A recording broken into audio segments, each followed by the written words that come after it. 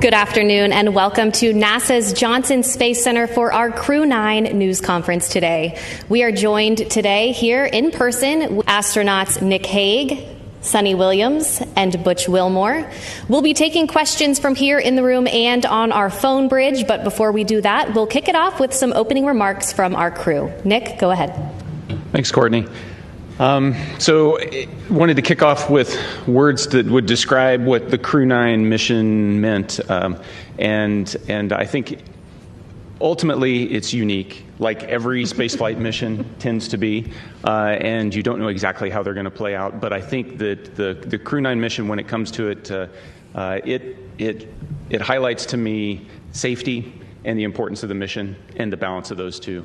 As you all know, back in the early fall, NASA was balancing the safe return of Sunny and Butch with the need to continue the mission that's been going on board the space station for 2.5 decades up there, performing research for the benefit of humanity. And so there was a decision made to send Alex and I up with a couple empty seats and integrate Butch and Sunny into the crew of Crew-9, and then bring them back at the end of a long-duration spaceflight mission.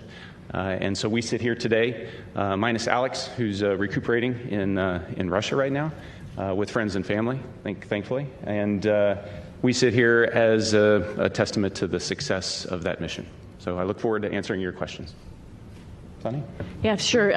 Just wanted to say thanks to Nick and Alex for coming up and getting us and bringing us home, and thanks to so many who prepared us for our mission. The Commercial Crew Program with NASA and Boeing, as well as SpaceX, really got us ready to go. All of the trainers here at Johnson Space Center, the mission control teams all over the country, in Florida to California, so throughout the whole country, as well as what we're doing now. Our teams here are getting us ready to get, rehab and get ready to take on new challenges. So, feeling good since we've been back almost 2 weeks now. Actually went out and ran 3 miles yesterday, so I will give myself a little pat on the back. Our trainers are rocking it and getting us ready to get back to help out with the new astronauts as they're getting ready for their mission. So the biggest thing I want to say was thank you.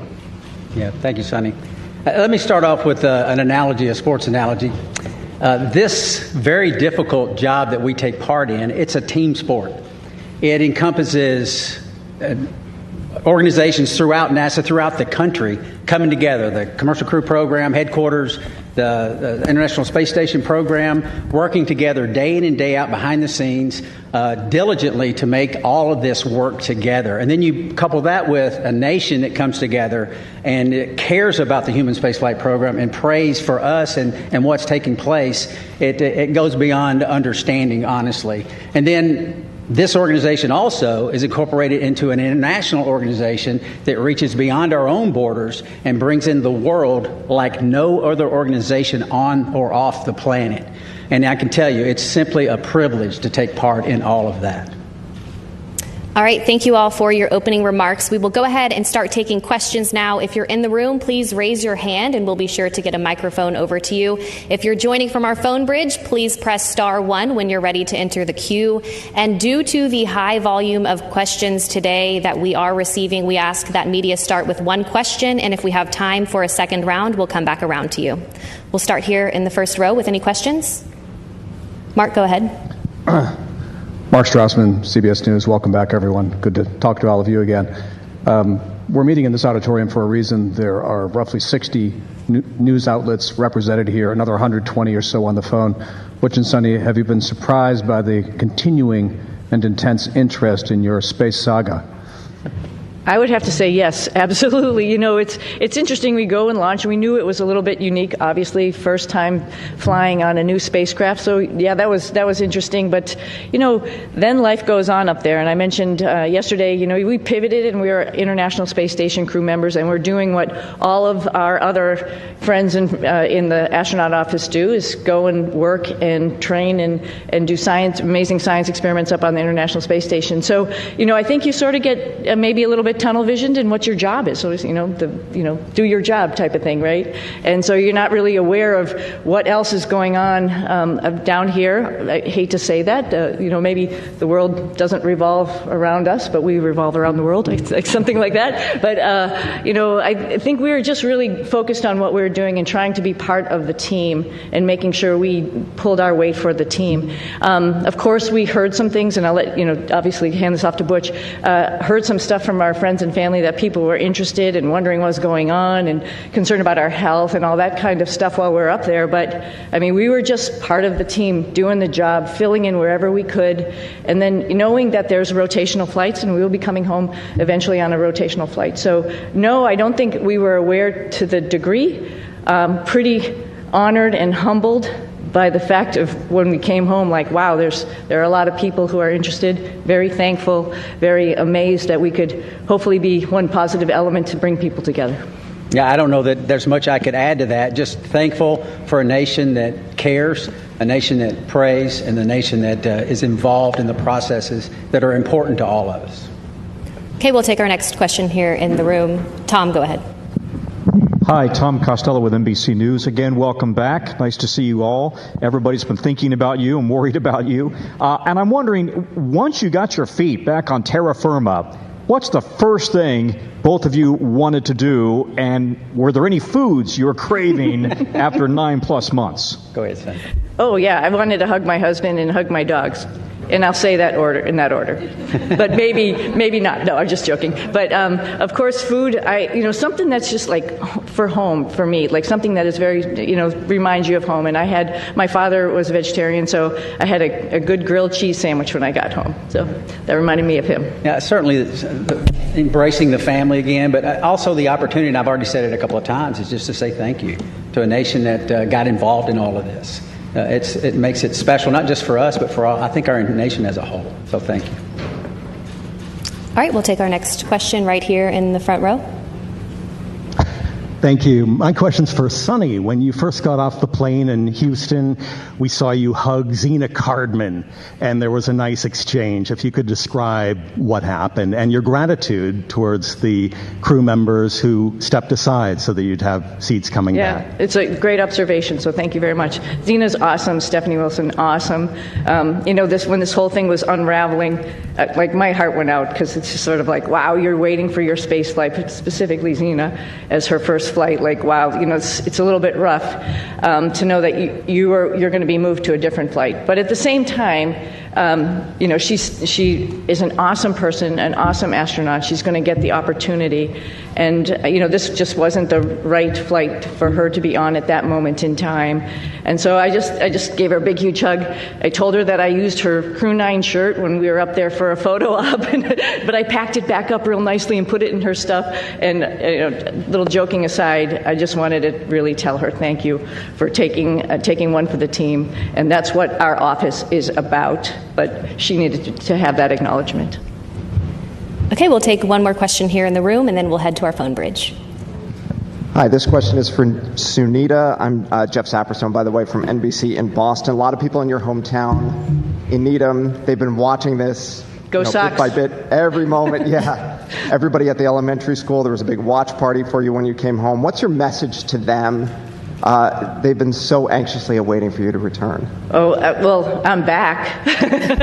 First and foremost, we were always coming back, and I think people need to know that. And we're back to actually, share our story with so many people because, it's like you all mentioned, it's slightly unique, and there's some lessons learned to it. And part of that is just resilience and being able to take a turn that was unexpected and make the best of it. And I think that is the biggest thing that I want to, pass down, particularly to kids who think that their life should be the straight arrow to what you want to do, and you're just going to get there. Well, sometimes it takes some turns, some rights and some lefts, and you just keep focused on your goal, and other doors might be open for you. So I think that's the biggest message.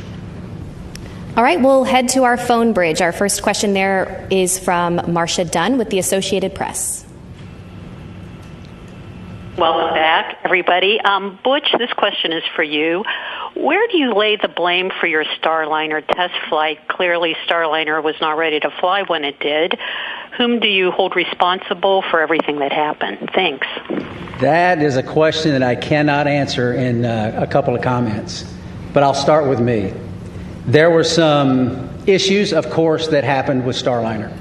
There were some issues, of course, that happened that prevented us from returning on Starliner. And I'll start with me. There were questions that I, as a commander of the spacecraft, that I should have asked, and I did not. At the time, I didn't know I needed to. And maybe you could call that hindsight, but I'll start and point the finger and I'll blame me. I could ask some questions, and the answers to those questions could have turned the tide. So blame, that's a term, I don't like that term, but certainly there's responsibility throughout all the programs, and certainly you can start with me. Responsibility with Boeing, yes. Responsibility with NASA, yes. All the way up and down the chain. We all are responsible. We all own this. And we are, in this business, trust. You cannot do this business without trust. You have to have ultimate trust. And for someone to step forward and these different organizations say, hey, I'm culpable for a part of that issue, that goes a long way to maintaining trust. So we're not going to look back and say this happened or that happened and that person's or that issue or that entity's to blame. We're going to look forward and say, what are we going to use our lessons learned from this whole process and make sure that we are successful in the future. This is a tough business. The analogy about it is it's always a curvy road. It's never straight in this business. And minimizing those curves and being systems and processes in effect to prevent some of these curves is what we have to do as we leave low Earth orbit and go beyond to the moon and beyond that. So we're going to look forward, and that's the focus. All right, our next question on the phone bridge is from Anthony with Spectrum News. Hello, welcome back, everyone. It's nice seeing everyone return healthy and safe. I have a question for both you, Sunny, and Butch. Given the opportunity, would you guys go up on Starliner again? Yes, because we're going to rectify all the issues that we encountered. Yeah, we're going to fix them. We're going to make it work. Boeing's completely committed. NASA is completely committed, and with that, I get on in a heartbeat. Yeah, I would agree. The spacecraft is really capable. There were a couple things that need to be fixed, like Butch mentioned, and folks are actively working on that. But it is a great spacecraft, and it has a lot of capability that other spacecraft don't have. And to see that thing successful and to be part of that program is an honor. Yeah. Our next question is from Jackie with the Times of London. Yes, hello, and welcome back to Earth. I wondered about the stuck, stranded, marooned narrative, and to what extent were you aware of that narrative playing out around that down here, and has that been frustrating for you to have to address? Thank you. I'm sorry, that was a little garbled. The stuck maroons narrative. Oh, stuck maroon. Oh, the stuck maroon narrative. We heard about that. Yeah, we heard about that. Somebody mentioned that. We've said this before. We had a plan, right? The plan went way off for what we had planned, but because we're in human spaceflight, we prepare for any number of contingencies because this is a curvy road. You never know where it's going to go. We prepare for this. So we, as Sunny used the term, and it's a great term, we pivoted to all that training we did that we didn't think we needed to do, and a lot of people didn't think we needed to do, but we did it anyway, as we pivoted to this other preparation, and that is what makes human spaceflight, your human spaceflight program, special. It is hard, like I said, and preparing for any number of contingencies is what we do. It happened to be me and Sunny involved in this, but it could have been any one of the astronauts. There's 40 or so of us eligible for assignment. It would have been any one of us that would have been in the same situation, or could have been in the same situation, and would have done the exact same thing that we did, because they would have gone prepared just like we did. Yeah, and one addition to that, this is a lot bigger than Butch and myself, like we've talked about already, this is the International Space Station program, and there's a lot of wheels that are turning and wickets that we have to go through to get people up to the International Space Station to do all of the amazing science that we're doing up there. We recognize that, we know that, just like anybody else in the astronaut office, and we came, as Butch has mentioned before, prepared, and we were ready to do that pivot and be part of that bigger thing that's not just about us, knowing that everybody on the ground, there's a huge team of people, like I quickly mentioned in my quick thank you, but there's a huge group of people who are looking at the whole program and understanding how and what was the best time and way to get us back home. We knew that, and we were ready to wait until that decision was made, and that was fine. And I'll also add that we're grateful for people that, I don't think they were looking just at us when they make recommendations. We can do this, we can do that. They're looking what's best for the human spaceflight program, for our nation's goals. They're not looking just about Sunny and Butch. And we appreciate those entities that do that and reach out and say, hey, we can do this, we can do that, we can do that. And NASA says, hey, we got a plan, we came prepared, here's what our plan is, and we think this is the best plan because it doesn't disrupt the flow of how these missions lay out. So, and that's the one we went with. All right, we'll take our next question here in the room. Andrea, go ahead. Thank you guys for being available today. So your mission became unusually political. Given your experience, do you think other astronauts are going to get nervous that they could be caught in the middle of a political fight? And is there a point where, this starts to jeopardize safety of a mission when you start looking at all these politics that come into play? Thank you. I think Nick's got some good insight on that. Good job.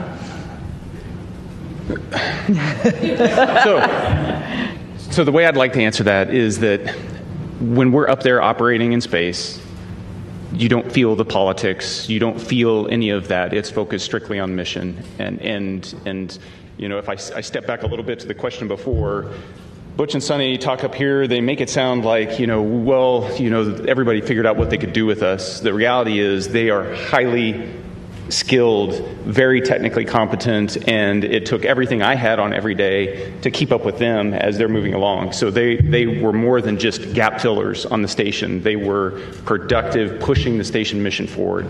And Sunny was the station commander, so she was calling the shots.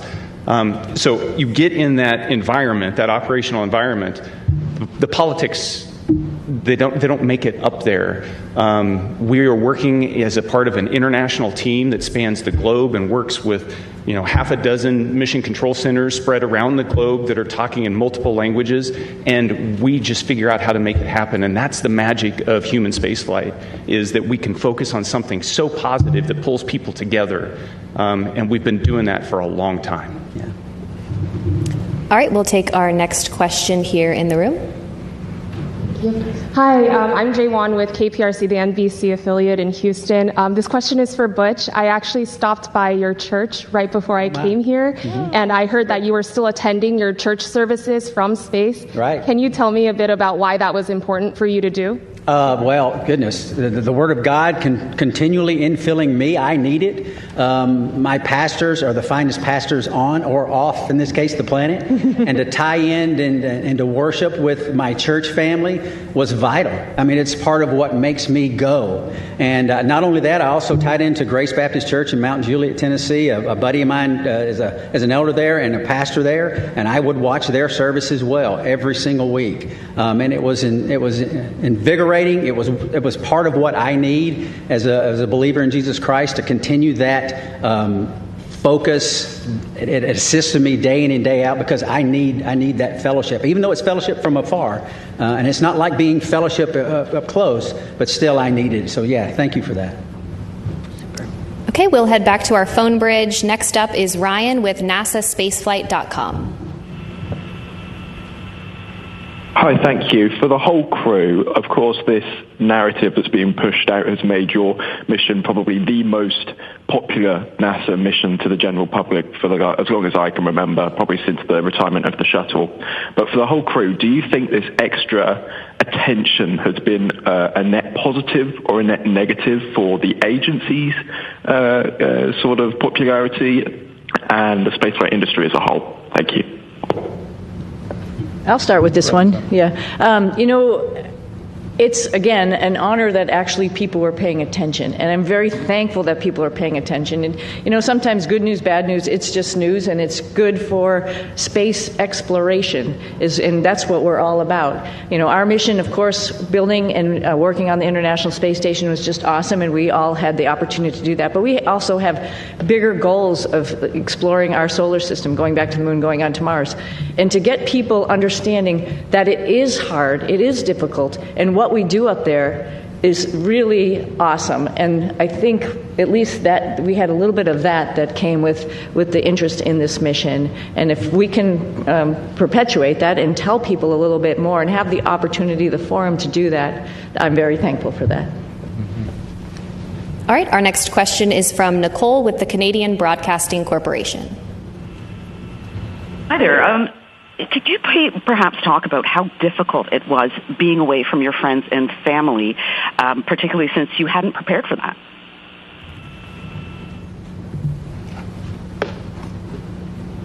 Difficult. Yes, I would say it was difficult. It wasn't in the preparation, but in my family, we talk about these possibilities. We discussed all of this. We never said we were going to be gone for 9 months, but it turned out that way. But the discussions we had, and it's not just discussions prior to the mission launch. This is the way we've trained our daughters from the time they were born, because their dad isn't a unique occupation, right? This is not the norm leaving the planet. And they understand that. And they, again, use that term, pivoted and got on board, understanding that this is part of what families and these type of businesses do. And it's not just in human spaceflight. This is military, armed forces, police forces, all across all different types of occupations that are involved in the possibility of extended stays away. And we're not unique in that. And so they understand that. They have friends that have parents in other areas where they've been involved in similar type situations, and all of that came together. And, the Lord's help, we persevered, and they persevered, and I can tell you, I am very proud of them. We'll take another question on our phone bridge and then head back into the room. Our next question is from Tom with Sky News London. Hello, thanks for taking my question. Congratulations on your extended mission and your safe return. Although the political situation around this did bring a lot of attention to space and to the International Space Station, some of the statements that were made during your stay up there caused embarrassment to NASA, forced them to make corrections to statements. Now that you're back, did the politics around your stay make a difficult situation worse? I'm not sure I understood. I didn't understand the question. Missed everything except for that last part. Yeah, you came in you were broken up just a little bit. Could you please try to repeat your question one more time? Yeah, I will. Yes. Can you hear me? I was asking whether although the political wrangling around your extended stay in space brought a lot of attention to human spaceflight, it did. Some of the political statements raised caused embarrassment to NASA, forced to make denials about various things that were offered and not offered, and sometimes to your astronaut colleagues. Did the politics around your mission make a difficult situation worse? Yeah, thank you for the question. I talked about how the politics kind of, they don't make it up there when we're trying to make operational decisions. So as the commander of Crew-9, responsible for the safety of this crew and getting them back safely, I can tell you that the entire time up there, I launched with that singular objective of showing up to the station and having to integrate Butch and Sunny into a crew with Alex and myself. And then we were planning, from day one to return toward the end of February. That all predicated on the fact that we would have a replacement crew show up and we'd have adequate handover with that crew before we left. That's important to maintain the mission of the International Space Station, to continue pushing research and exploration. And that was never in question the entire time. There were a lot of options that were discussed, and the ground team and the team on the ground, we've alluded to it a couple times already, is gigantic, and everybody was working with singular focus on how do we end the Crew-9 mission at the right time and maintain the safety and the success of the space station mission. Launching in September, given all the unique dynamics surrounding this mission, and coming back originally targeting the end of February and hitting the middle of March, that's pretty much on target if you look at the track record of human spaceflight. It's dynamic, it's challenging, the weather doesn't always cooperate, but we figure out how to make it work. All right, we will take our next question here in the room.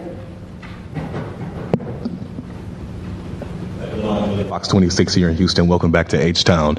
Sunny and Butch, both of you all have a long history of being active and athletes, but with that being said, obviously you all spent nearly 9 months in space. What does that recuperation and recovery process look like getting acclimated back here to Earth?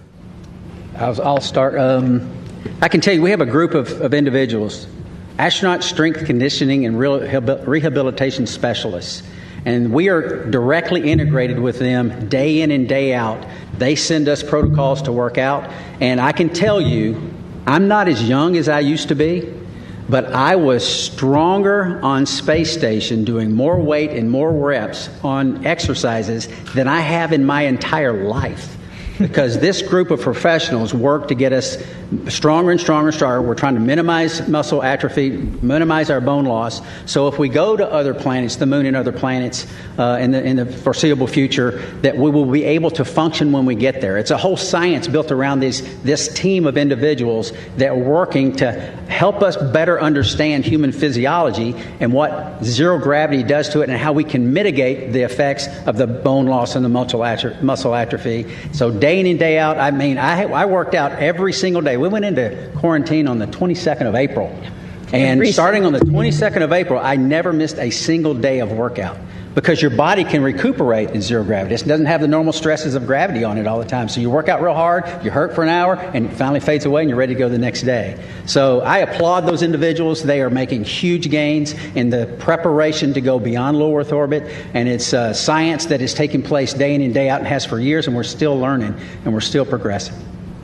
Yeah, at like day 265 on the ARED, because it counts all your days that you go into a workout, I was thinking, I wish the hay was in the barn. But every single day, just like Butch is saying, you got to get on the machine and work out. And it actually is a really great stress relief to be able to have that time up there and run or bike or lift weights. It's really great. And the folks that Butch is talking about, is along with the nutritionists, really are looking out for us and making sure that when we get back here to planet Earth with gravity, we'll be able to function. So yeah, it's an adjustment when we get back, and they're here right with us from day one when we landed, ready to evaluate us and see how we're doing, and then work on a protocol to get us back. And like I said, I sneakily went for a run yesterday, but that's all as a result of their hard work. Yeah, I mean, who would even imagine that you come back from 10 months in space, roughly 10 months, and within a week you run 2 miles at an 8-minute pace. I mean, that's not even conceivable that the body could handle that. But these folks get us ready to where those type of things happen. Okay, we'll take our next question here in the room. Yes, hello. I'm just wondering, there are a lot of people that depend on jobs here in the aerospace industry in the Houston area, 23,000 total. Wow. In the past, when there have been issues with NASA spacecrafts, there have been delays, and now we have another issue with the Boeing Starliner. Is there any concern that your issues with Boeing may delay future projects, future missions? And what would you say to one of your fellow astronauts before they go up on another test flight? Well, that's a great question. Yeah, it's a great question. And, I think we all have alluded to it. There's lessons learned. And that's like a piece of hope, right? We're not just sitting here doing the same thing over and over again, and we're learning from every mistake potentially, or maybe a decision that we've made and how we could make that better and do better the next time. When we go to the moon, we won't have an International Space Station to maybe take a stop at. We really have to get it right. And because of our mission, I think that highlighted some areas where maybe we need to work on and get it right for our fellow astronauts. I think they're encouraged by that, right? You you learn and you move on and you get better. And I think that's part of the learning process. It's part of the exploration process. I mean, we are scheduled on Wednesday to meet with Boeing leadership, the program managers, senior chief engineers, to discuss some of these issues. They want to come together with us, Sonny and myself, because we live through this with them, and get on board with what the future looks like. And having flight crew with background in test and acquisition involved in the processes going forward to make sure that we're dotting every I and crossing every T. But still, that doesn't mean that you're guaranteed success in anything. Like we've said many times, this is a tough business. And we're learning all the time to go further and further and further. We'll take another question here in the room. I'm Chang from New York Times. This is for you. I was just wondering if you could sort of talk about your personal future. Sorry.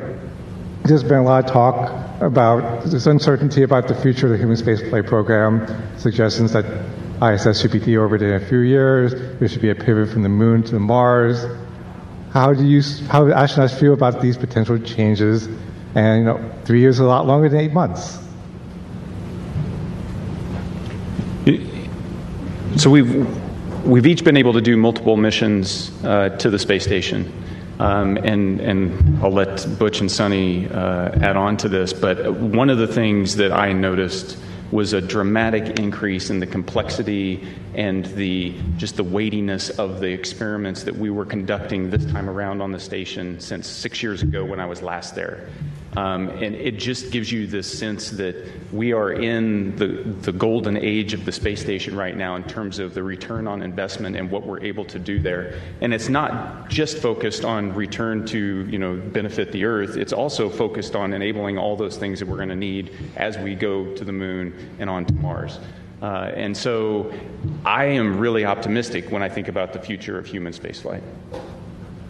Yeah, I would add on to, it was over a decade since I've been up there last, and I was pretty excited about what was going on. There was a lot going on when we first got there. It was an honor to be working with Crew-9 and seeing all that they were doing and just trying to help them with their stuff, and then, being, prime, moving up to the prime spots for Crew-9 and Expedition 72 as we took on a lot of experiments ourselves as well as spacewalks. And what the space station is doing to help us in exploration is really encouraging, and it's exciting. And I'm a little envious of the future astronauts. The guys who are coming behind us, they're going to have so many wonderful opportunities to do the same as us, add to that exploration, add to trying to find the answers to the next questions. It's going to be an exciting future. So I'm not worried about aerospace industry. I think there's a lot going on, and it's a great time to be in it. We'll take our next question right here. Hi, Ed Lavandera with CNN. Thanks for taking the time today. When you re-entered the Earth's atmosphere and came back to gravity, can you talk specifically about any kind of weird either sensations or experiences that you've had dealing with that over the last couple of weeks? And more importantly, did you know that you guys had been greeted by dolphins when you splashed down? I can tell you that returning from space to Earth through the atmosphere inside of a 3,000 degree fireball of plasma is weird, regardless of how you look at it. Doesn't matter what type. Yeah, it doesn't matter what type. It's thrilling. It's amazing. I remember thinking about the structure of the capsule and the stresses that it was taking, that was ongoing as the drogues came out, and the whole capsule starts shaking and twisting, and thinking about the stresses taking place, and going, "Wow, hope those cables hold." And then the parachutes open up, and then you're like, I've said it many times, there's not a better feeling returning from space that the parachutes open and work. And I didn't have the view in front of me, and thankfully Nick did. He had a view of the camera going out right off the top, and he said, 3 parachutes, good pair, 4 good parachutes. And I tell you what, it's a great feeling. It was a great feeling. And it's exhilarating because this, again, I can't help because it's within me. This is our national focus, national goals. We don't do this because NASA decides to do this or this or this. This is Congress and everything coming together to affect a human spaceflight program with a purpose. And part of that purpose includes bringing those astronauts back to Earth. And it's a thrilling ride like no other that you could imagine. And satisfying. Yeah. And I had requested dolphins as kind of a joke. Somehow, they pulled it off. Yeah, I just hats off, like Butch said, to Nick he was just commentating the whole way down. So there was obviously we had trained this and gone over it while we were up on the space station and reviewed. But just to hear everything as it was ticking along, it's just really awesome to, like, you can envision it. You had a display. I think there's a camera that goes up, right, to see it. And Butch and I both had a window on either side where we were, and I was watching through the window as much as I could. But then all of a sudden, with the heating, it glazes over, and then you can't see outside. A funny thing that happened, though, after you can't see, you can still sort of see through it. We knew it was daylight, and we knew the folks were coming out to rig the spacecraft, and I see a little tennis shoe sort of going in front of the window. So I'm like, okay, our friends are here getting us ready to get back on the boat, and that was pretty special, too. I didn't see a fin, though. I wish I had saw a fin. Okay, we'll head to our phone bridge. Our next question from Margaret Smith. Hi, everyone. This is Margaret Smith from Worcester, Massachusetts, the home of Robert Goddard. Who started it all. Thanks for taking the time today. And my question to both of you is, for those who maybe are not especially familiar or who may sort of question the need for the space station, can you all make the case for why that work is important? Why the station work is important. Why the space station is important? Oh, the space station is amazing, right? So just sort of like we've talked about a little bit earlier in this conversation. So we're doing a bunch of stuff, like Butch alluded to, physiology, understanding what happens to humans as they're in space for a longer period of time. That brings in lots of science experiments in chemistry, in biology. Some of that stuff all comes back to Earth because we're doing some amazing stuff in the microgravity environment. Some of it is mirrored, for example, in our own human bodies. And so there's a lot of stuff that's happening for us, for exploration, for the humans, as well as for Earth. And then, as Nick alluded to, there's all sorts of systems and other things that we're testing up there to help us take those next steps to go back to the moon and onto Mars, figuring out all these exploration systems, including docking vehicles, like different types of spacecraft that we have up there, other types of commercial spacecraft that are coming up for resupply. That's all a huge program to get us to understand how we're going to take the next steps in exploration. I can't help also but talk about STEM. I mean, all of this is STEM, right? Science, technology, engineering, and math. And I'm hoping the work that we've done up there also encourages the next generation of kids to understand how important that is and how they can become involved. We did lots of experiments up there with kids and universities and companies, trying out new guidance, navigation, control algorithms and robots that were flying inside the space station, competitions, for example, for them. And that's pretty awesome that you can really touch and talk to kids on the ground as you're doing experiments up there, and they have their finger on the pulse of science experiments, and they can understand that and think to themselves, I could be part of this one day. Our next question on the phone bridge is from Neil with ITV News. Congratulations on a great job, everyone.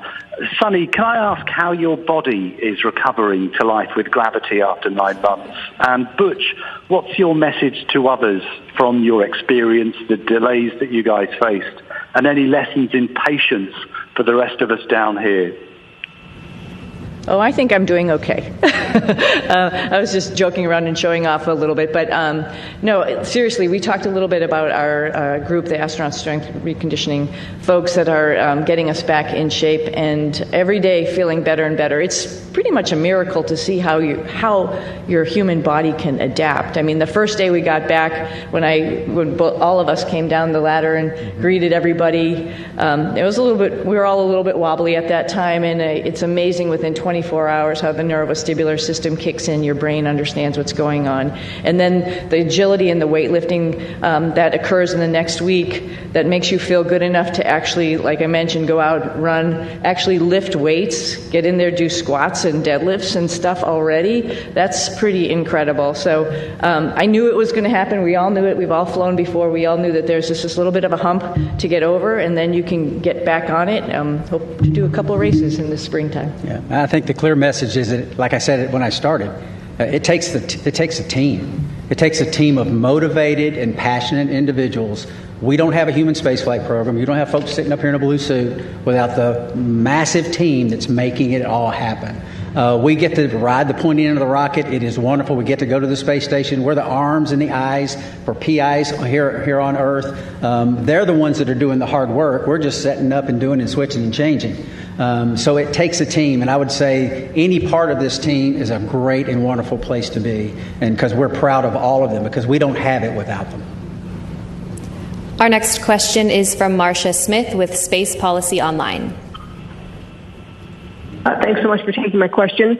Butch, you mentioned that you were going to be meeting with the Boeing leadership to talk about Starliner, and I'm wondering, are you surprised that after all these months, I mean, it's been almost, 7 months since Starliner landed, that they still haven't resolved all these problems? And will you and Sunny be assigned to work with them over these next many months getting Starliner ready? Okay, so a couple of questions there. Am I surprised? I'm not surprised. I mean, this, like we've said it several times again, human spaceflight is hard.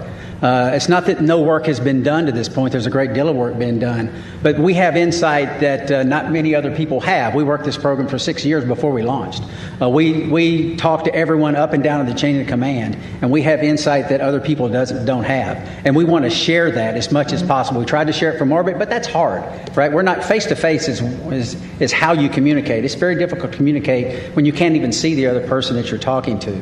So we've had some conversations, but now it's time to get serious and get together and talk about some of these issues and some of these things and get us, and not get us. We're already tracking on the right path, but maybe a little tweaking here and there because of some insight that we'll be able to give them. That's the purpose of that meeting.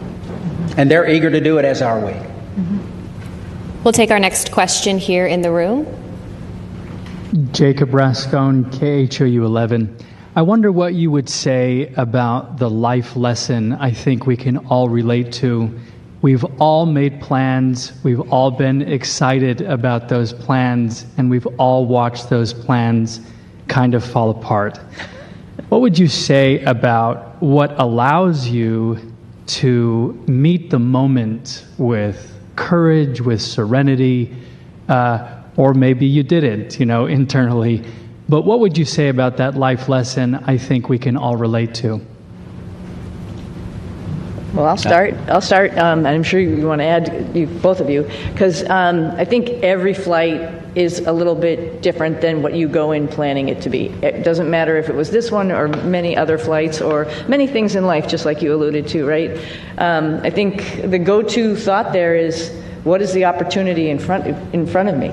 Like, it's not a missed opportunity, it's actually another opportunity that I didn't really think about, and wow, that opens a lot of, like I mentioned earlier, a lot of doors or a lot of things to learn. I think it's great. I think that's the opportunity. That's the point, I think, of the whole thing, is like, when something doesn't go your way, you just have to take the blinders off and look around you and see what other really great things are waiting for you. And then just take advantage of that. Learn as much as you can while you're wherever you are, whatever your situation is, and move on from there, and then share that lesson. Well, I sort of had a similar question on orbit, and I think my answer would be similar.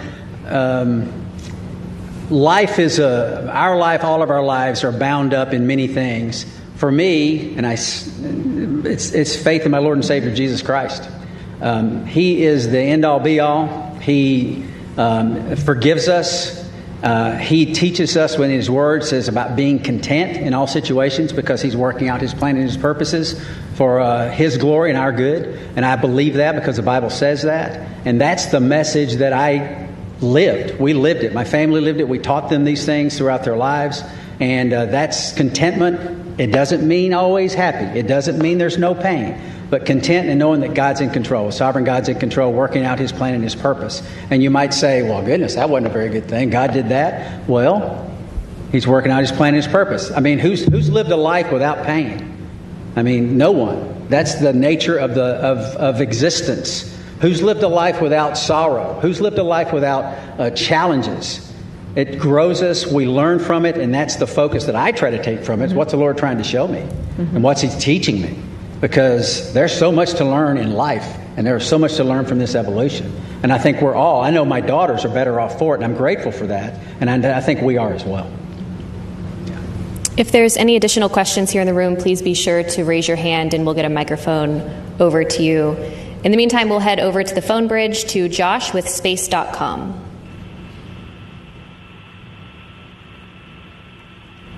Hi, Josh Dinner. Thank you all so much for doing this.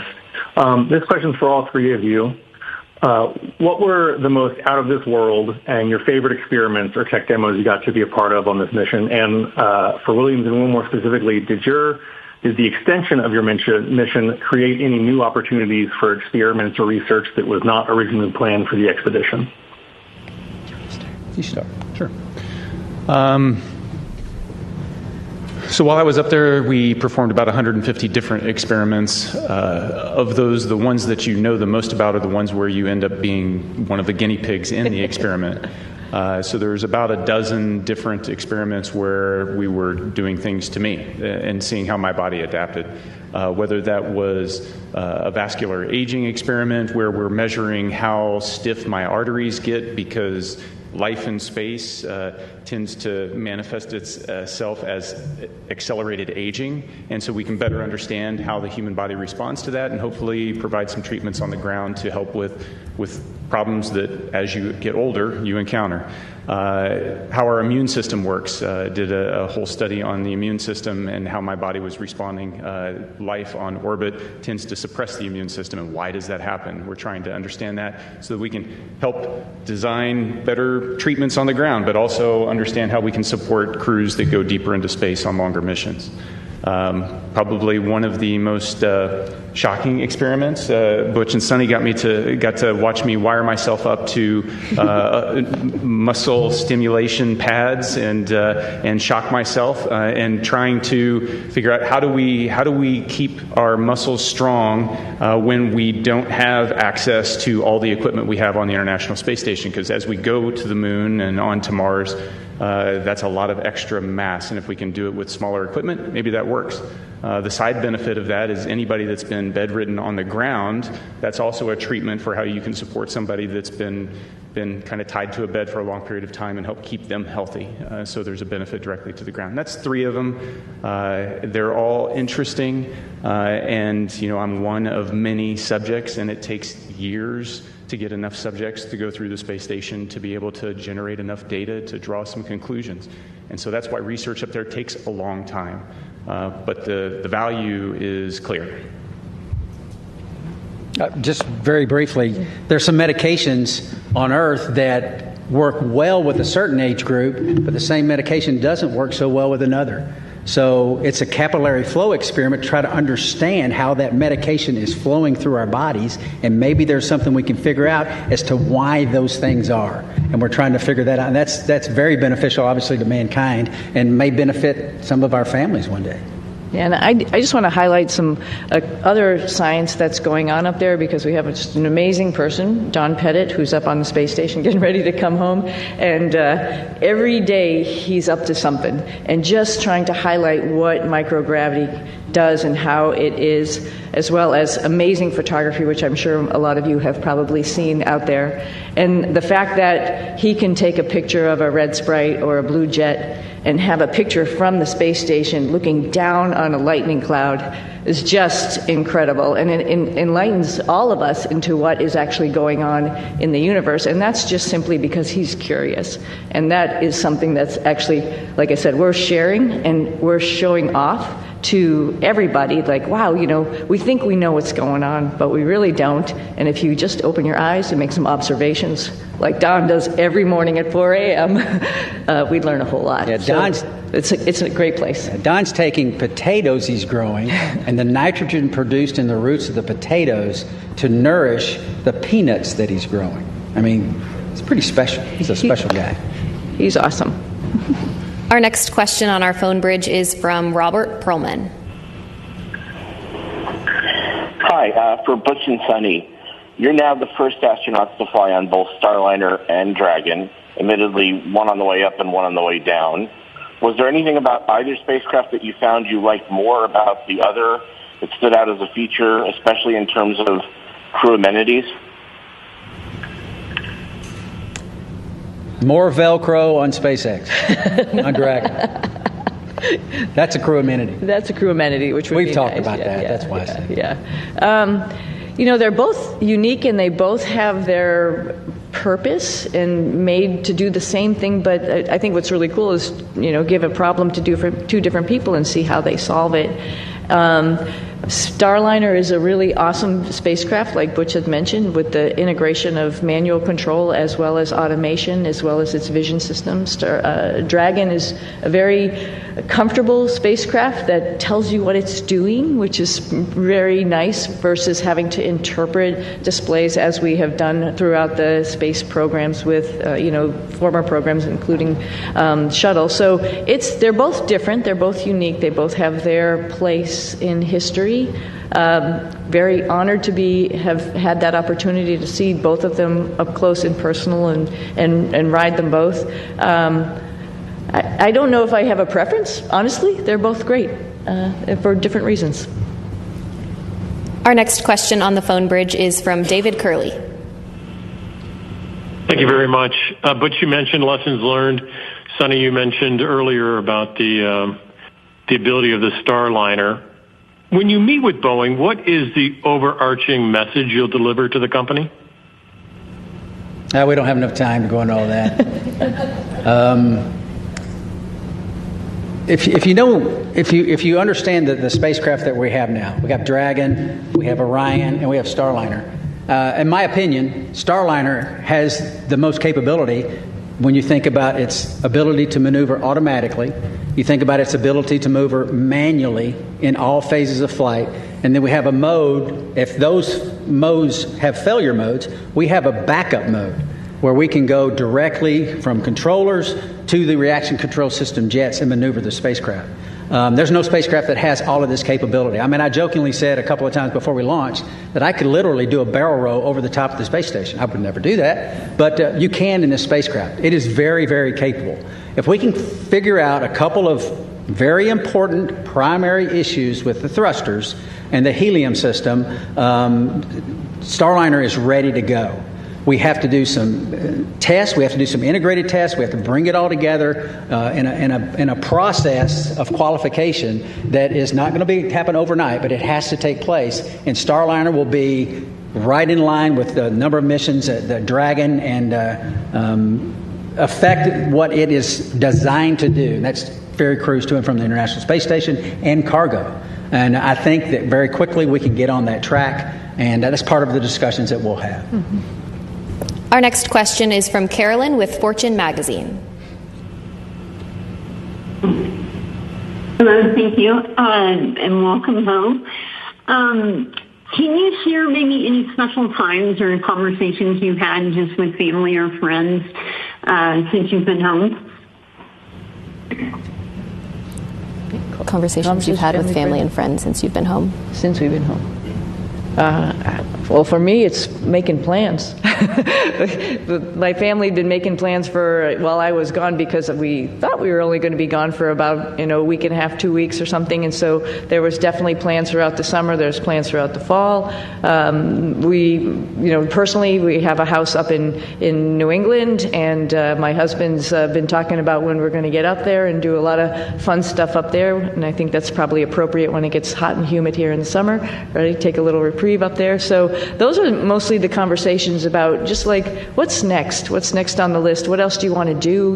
Where else in the world would you like to go see? Because, when you come back from space, it's really hard to sit where you just are, because there were so many amazing places that you saw, like Patagonia, for example. For me, it was like, there's a bigger bucket list than I had when I left, which is unfortunate for my family, but we're all going to, or fortunate for my family, we're all going to be taking some trips. So I think that's mostly the conversations about just being home and enjoying each other's company and going and seeing new things. Yeah, I think when you've had this period of recuperation and getting back in the swing of life on Earth, it's pretty close as far as the people that you interact with, your family, folks at church. So I think my message, at least in the short term here, has been thank you for the support of us Thank you for the support of my family. But then it goes beyond that to my home state of Tennessee. There's an immense amount of support by my family there and friends there, and the whole state, as a matter of fact. Tennessee's a wonderful state. Put in my pitch for Tennessee. But getting up there eventually and relaying the same thank you to them and to, like I said, to a nation that cares, and a nation that prayed. And this opportunity right now to say thank you to our nation, our wonderful nation. Our next question on the phone bridge comes from Utarish. Go ahead. Welcome, everyone. My question to Sunny is that Indian Space Research Organization, ISRO chief, has said that India wishes to utilize your expertise in space exploration. So is there any scope of hope that we can see you working or collaborating with ISRO, that is Indian Space Research Organization, in future? And second part of this question is, while being in ISS and seeing India from space, is there any moment you would like to share? How does India look from space, Tony? Opportunity, the second one.